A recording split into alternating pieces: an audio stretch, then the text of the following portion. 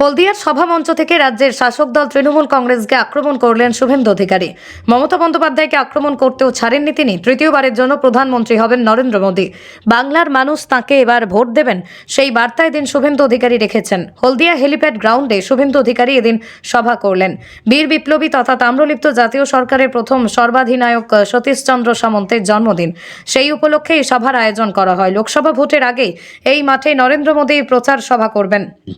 5 লক্ষ মানুষ সেই সভায় উপস্থিত থাকবেন। এদিন জোর গলায় এই দাবি করেছেন রাজ্যের বিরোধী দলনেতা শুভেন্দু অধিকারী।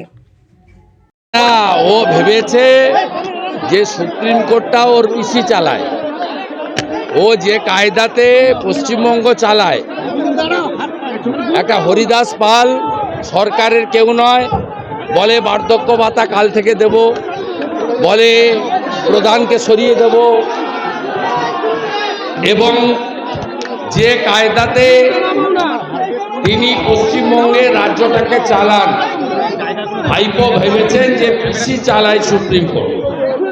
তাই প্রথম গিয়ে বললেন উনার সব মামলায় স্টে দিয়ে দিতে হবে। স্টে পেলেন না, এখন গেলেন আজকে আবার যে আমার পছন্দের যেটা তো পিসির কাছ থেকে শিখেছে। কারণ পিসি নন্দীগ্রাম নিয়ে মামলা করতে গেছিলেন 2.5 বছর আগে, তখন বলেছিলেন যে আমি কৌশিক চন্দ্রের এজলাসে মামলা শুনব না, পিসির পছন্দের জাজ দরকার। তার জন্য পিসি 5 লাখ টাকা জরিমানা দিয়েছেন কলকাতা হাইকোর্টের বারের কাছে। ঠিক পিসি যেমন ঝাড়ে তো আলাদা বাঁশ হয় না, যেমন ঝাড় তেমন বাঁশ। তাই পিসির ভাইপো আজকে সুপ্রিম কোর্টে গেছিলেন। তিনি কোটি কোটি টাকা খরচ করে ব্যারিস্টার বড় লয়ারদের দাঁড় করিয়ে, যাতে অমৃতা সিনহা মহোদয়া মাননীয় বিচারপতি, তার এজলাস ওনার পছন্দ নয়, অন্য জায়গায় নিতে হবে। সুপ্রিম কোর্ট স্বাভাবিকভাবেই কোনো ব্যক্তির ইচ্ছাকে স্বীকার না করে বিচার ব্যবস্থার যে গরিমা আছে তাকে বজায় রেখেছেন, এবং দুগালে দুটো থাপ্পড় খেয়ে আবার back to the pavilion. Lalit ঝায়ের পুরো ব্যাকগ্রাউন্ড সেই সভামঞ্চ থেকেই নতুন বার্তা দেওয়া হবে, এমন বক্তব্য রেখেছেন শুভেন্দু অধিকারী। নরেন্দ্র মোদী সেই সভায় থাকবেন, সেদিন নতুন পিকচার দেখাবো, এমনও কথা শোনা গেল তাঁর গলায়। আগামী 20 তারিখ বিধানসভায় সম্ভবত ফের কর্মসূচি থাকছে শুভেন্দু অধিকারী। রাজ্যের সরকারের বিরুদ্ধে আরও কড়া বিরোধিতা তাঁর নেতৃত্বে বিজেপি বিধায়ক করবেন, সেই ইঙ্গিত তিনি দিয়েছেন। মুখ্যমন্ত্রীকে কটাক্ষ করেছেন তিনি। আগামী 20 তারিখ বিধানসভা মমতাকে তাড়াবো, আপনারাও দেখে নেবেন। শুভেন্দু অধিকারীর গলায় একইভাবে রাজ্য সরকারের দুর্নীতি প্রসঙ্গ উঠে এসেছে। প্রধানমন্ত্রীর দেশে একের পর এক প্রকল্প চালু করে রেখেছেন। বাংলায় সেই সব প্রকল্পের টাকা চুরি হচ্ছে। তৃণমূল কংগ্রেস নেতা মন্ত্রীরা সেই সব চুরি করেছেন। মোদীজি আমাদের আমন্ত্রণে দল ফাইনাল করবে, আমাদের সকলের ইচ্ছা তিনি এখানে আসবেন, এবং তিনি 2021 সালের আগে 5ই জানুয়ারি এখানে এসেছিলেন পেট্রোলিয়াম ডিপার্টমেন্টের প্রোগ্রামে। তিনি আসার জন্যই, তার আশীর্বাদ ছিল বলেই হলদিয়া আসন, পাশের নন্দীগ্রাম আসন আমরা জিতেছি। মহিষাদল মাত্র 2100 ভোটে আমরা হেরেছি। মোদীজি শেষ প্রচারে কাঁথিতে এসেছিলেন বলেই দক্ষিণ কাঁথি, উত্তর কাঁথি, খেজুরি, ভগবানপুর 4টে আসন বিজেপি জিতেছে। তাই আমরা বিজেপি কর্মীরা আমাদের দলকে বলে লোকসভা ভোটে প্রার্থী ঘোষণা হয়ে গেলে মোদীজিকে গোটা দেশ ঘুরতে হবে। তাই মোদীজি হ্যাঁ তো মুমকিন হ্যাঁ, আমরা মোদীজি চাই একবার এখানে আসুন। ঘাটাল, কাঁথি, তমলুক, পাশে আরামবাগ, এই 4টে আসন উনার চরণ স্পর্শ হলেই আমরা দিল্লিতে কমল ছাপের লোকেদেরকে জিতিয়ে পাঠিয়ে দেব। প্রধানমন্ত্রীর প্রকল্প মাঝপথেই লুট হয়ে গিয়েছে, রেশনের চাল গম আটা প্রাক্তন খাদ্যমন্ত্রী জ্যোতিপ্রিয় মল্লিক চুরি করেছেন, এমনই বক্তব্য বিরোধী দলনেতার গলায়। নন্দীগ্রামের মানুষ মমতা বন্দ্যোপাধ্যায়কে বিধানসভা ভোটে হারিয়েছিলেন, এবার লোকসভা ভোটেও হারিয়ে অঙ্গীকারবদ্ধ হতে হবে, এমন আহ্বান করেছেন তিনি। বিজেপি পূর্ব মেদিনীপুর জেলায় আরও সংগঠিত প্রচার চালাবে, এমনই ইঙ্গিত করেছেন শুভেন্দু।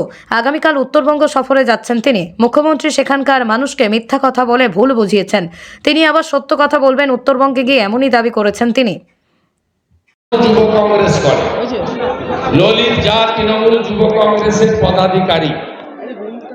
আমি দিল্লি পুলিশকে আমার কাছে থাকা সমস্ত তথ্য নথি একজন নাগরিক হিসেবে পাঠিয়েছি।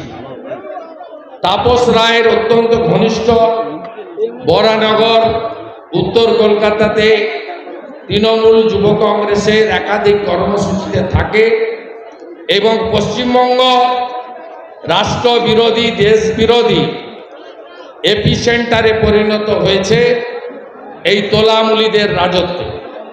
তারা পশ্চিমবঙ্গ যখন ইন্দোরে সেক্স র্যাকেট ধরা পড়ে তখন আপনি দেখবেন তখন পশ্চিমবঙ্গের পথ দিয়ে বাংলাদেশের লোক পাঠায়। দিল্লির আমি যে বক্তব্যে একটু আগে বলেছিলাম, আমাকে যারা পাথর ছুঁড়েছিল 2রা মে 2021, আমার সিআরপিএফ এর দেওয়া বুলেট প্রুফ গাড়ি না থাকলে সেদিনকে আমি এসডি অফিসের গেটে মারা যেতাম। সেদিন এত বড় বড় পাথর ছোড়া হয়েছে। সেই দিন যারা পাথর ছুঁড়েছে তার মধ্যে ফিরোজ বলে একটি ছেলে, যার বাড়ি তমলুকের চনসরপুর এলাকাতে, তাকে এখনো এনআইএ জাহাঙ্গীরপুরের ঘটনাতে ইউএপিএতে গ্রেপ্তার করে রেখেছে। স্বাভাবিকভাবে ভারতবর্ষের যেখানে যা দেশবিরোধী কাজ হয়, অশান্তির কাজ হয়, তার সাপ্লাই লাইনটা হচ্ছে পশ্চিমবঙ্গ। এই রাজ্যেরই যাদবপুরে এমনভাবে দেশবিরোধী শক্তিকে টুকরে টুকরে গ্যাংকে মমতা ব্যানার্জি লালিত পালিত করে রেখেছেন।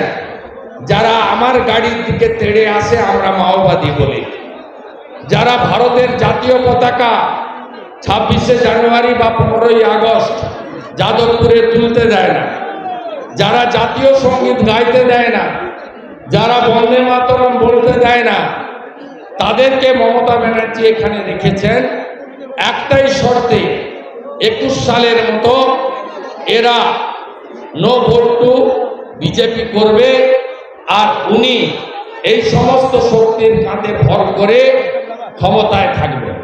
মোদিজিকে সম্প্রতি আপনাদের গম ধান আটা চাল পর্যন্ত যিনি প্রতিষ্ঠা আগামী 24 তারিখ কলকাতা যাওয়ার আহ্বান জানিয়েছেন শুভেন্দু অধিকারী। ব্রিগেড প্যারেড গ্রাউন্ডে 1 লক্ষ মানুষ গীতা পাঠ করবেন। প্রধানমন্ত্রী নরেন্দ্র মোদী ও শঙ্করাচার্য উপস্থিত থাকবেন। সেই অনুষ্ঠানে সাধারণ মানুষকেও সমবেত হওয়ার আহ্বান জানানো হয়েছে। বাস ট্রেনের ব্যবস্থা থাকবে জেলা থেকে, এমনই দাবি করছেন বিরোধী দলনেতা। পূর্ব মেদিনীপুর থেকে নিজস্ব প্রতিনিধির রিপোর্ট, R10 নিউজ বাংলা।